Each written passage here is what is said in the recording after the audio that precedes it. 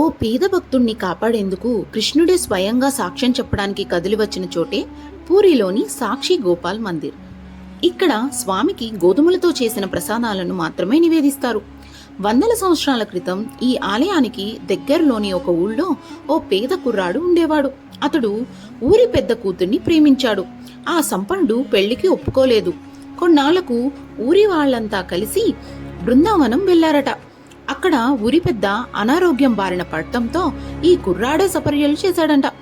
దానికి మెచ్చిన పెద్దాయన తన కూతుర్నిచ్చి పెళ్లి చేస్తానని చెప్పినా ఊరికి తిరిగొచ్చి మాట తప్పి తాను వాగ్దానం చేసినట్టు రుజువు చూపించాలన్నాడట. అప్పుడు ఆ కుర్రాడు బృందావనానికి వెళ్లి కృష్ణుణ్ణి ప్రార్థించాడంట.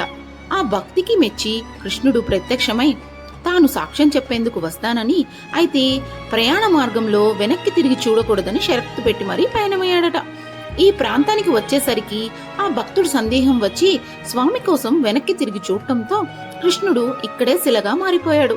ఆ పేదవాడు అందర్నీ తీసుకొని వచ్చి స్వామి విగ్రహాన్ని చూపించి జరిగిన విషయాన్ని వివరించాడట. దీంతో అంతా కలిసి అతనికి ఊరి పెద్ద కూతురుతో పెళ్లి చేశారు. స్వామికి ఆలయాన్ని నిర్మించారు.